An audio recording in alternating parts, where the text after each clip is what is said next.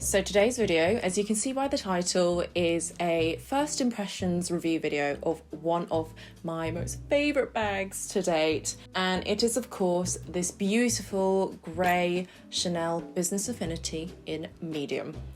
And I recently got this, actually, if you've seen my massive designer birthday haul, and since that point I've used it a lot. Even though it's sort of early days of the bag, I feel like I'm in a good place to be able to give good enough first impressions, which hopefully are useful for those of you that are considering a Business Affinity bag or similar. So I'm going to section it out like I do with my usual review style videos. I'll talk about the bag, the context behind how I got it, prices, that sort of thing, measurements as well, and then I'll go into what can fit into the bag. After that, we'll go into pros, cons, and then just share some final thoughts with you. So there is a lot to get through, but if I've been forward thinking, I should have put the timestamps below so you can just scroll to the bit that's important for you. Like I mentioned before, Chanel Business Affinity in grey with champagne gold hardware in the size medium. This was bought at the airport, Heathrow Airport, tax-free. I think tax was 20% deducted. So this was bought, I think, at £2,600. And that's a massive saving because at this time, this bag is retailing for, I believe, £3,000. So in terms of measurements, I've written them down over here. So base length is 23 centimeters, width is 8.9, height is 17 centimeters, drop is 2.5, and the strap drop is 53 centimeters. Then in terms of weight, unfortunately, I don't have my trusty kitchen scales. Again, I know I'm disappointing you. I'm sorry about that. But from when I weigh my Chanel boy bag, which was from memory about 900 grams, this one is markedly less than that. I would say this is about 700 or 750 grams. And in terms of the actual model itself, the Chanel Business Affinity was released a couple years ago actually, and this bag has come in several sizes. It's gone in the small size, which is, I want to say, like 2 inches smaller than that. I don't even think it can fit your iPhone, to be honest. And then you have the medium, which is this one, and then you have the large one, which is quite large. I want to say it's like that big.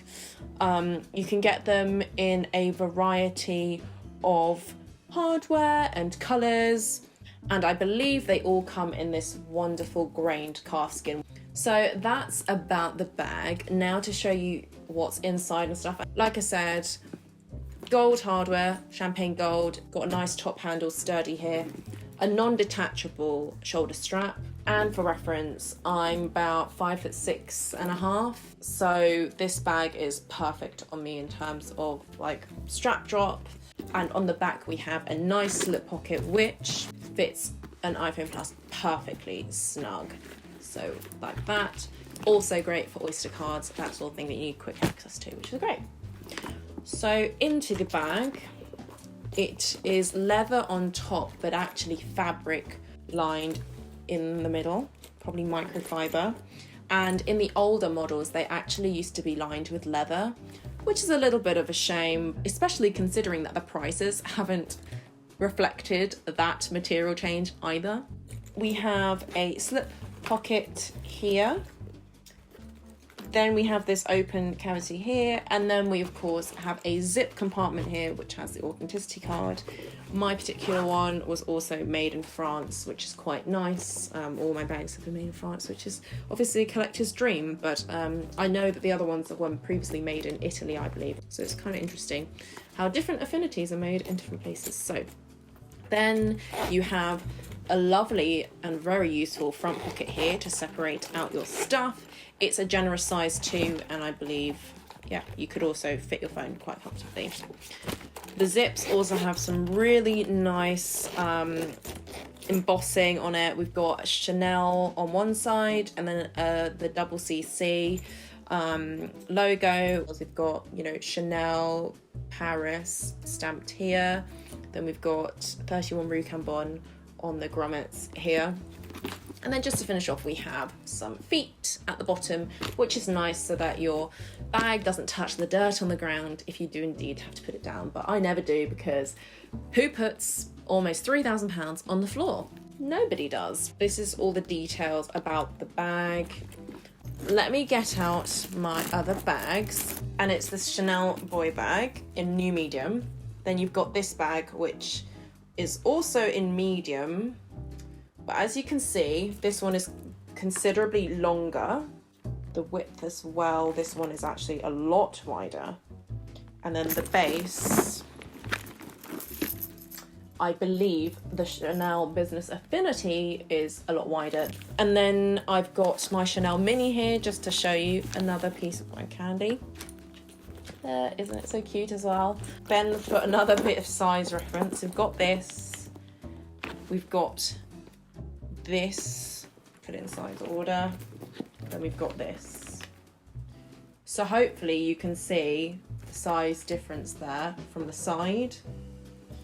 And also, I'll show you from this side. And why not get a vintage bag out, since we're all getting our Chanel bags out. And you can see now the size differences of them all. So that hopefully is a little bit useful in terms of sizing.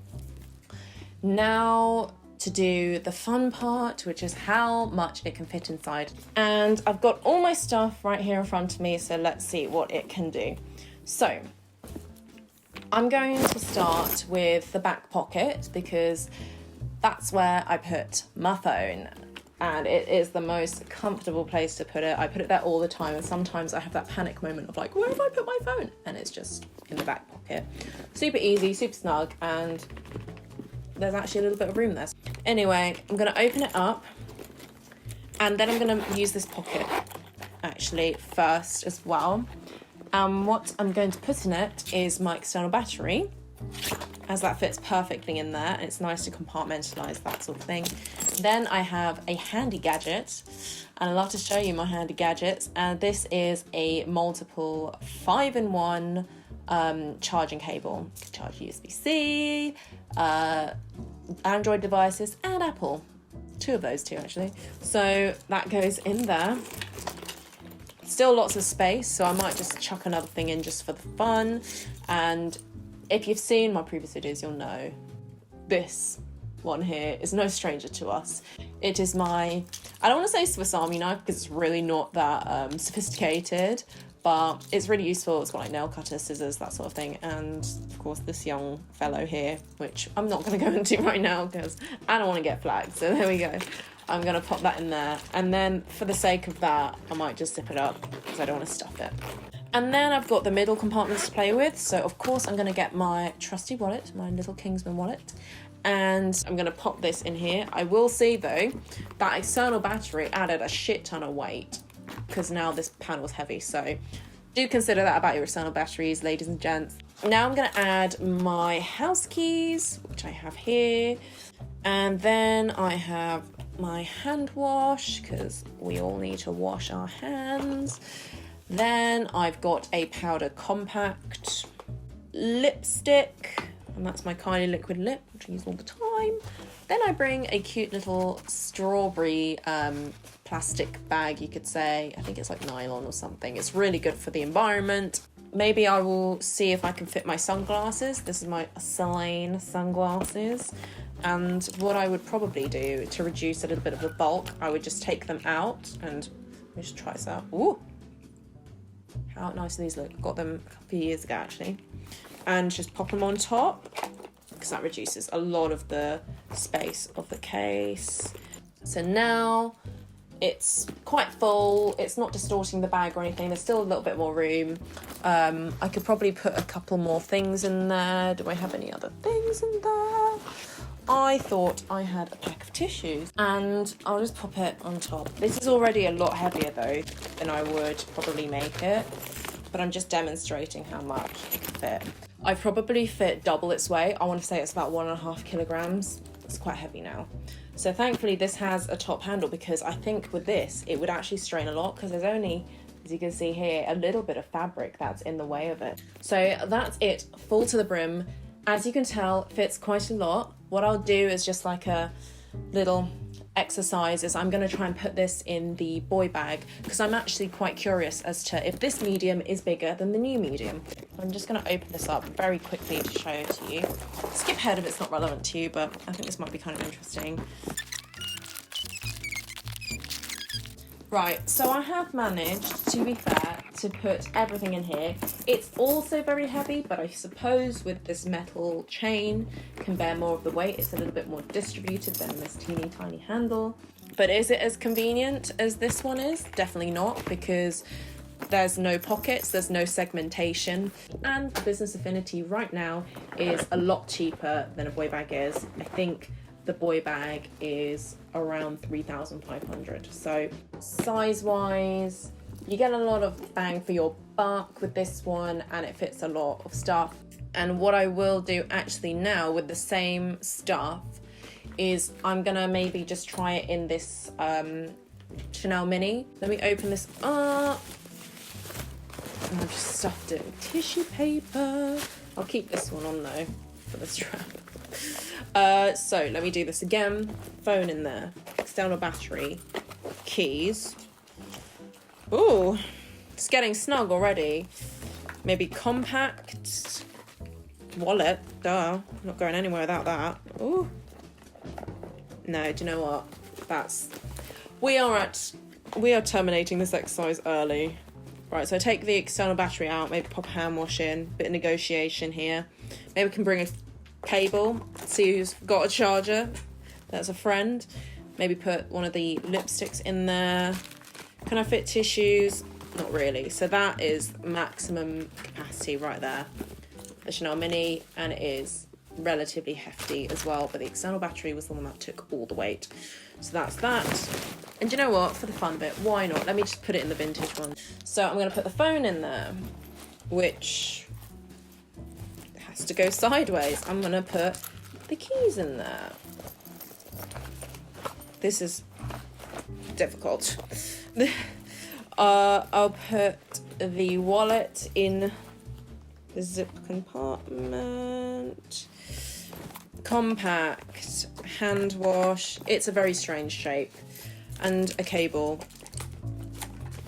Yeah, and that's at its maximum capacity. I couldn't put the lipstick in there. So it fit everything that the mini could, minus a lipstick.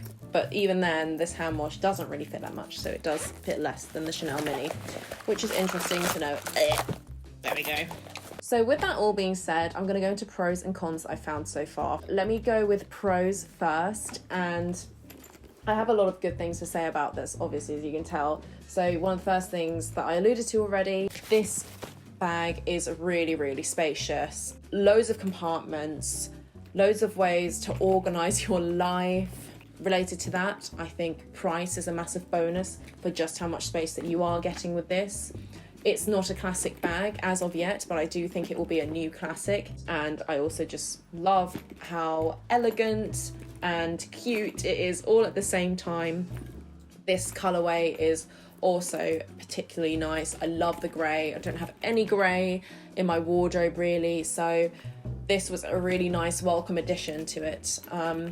And another pro that I have is just the material of it. It seems really, really durable. It's nice and squidgy, but also quite scratch resistant. And I'm just scratching it like this, and I wouldn't dream of doing it with a lambskin bag at all. I don't own any lambskin, and it's precisely for this reason that I am a klutz. And so this bag is super, super Mel resistant, Mel proof.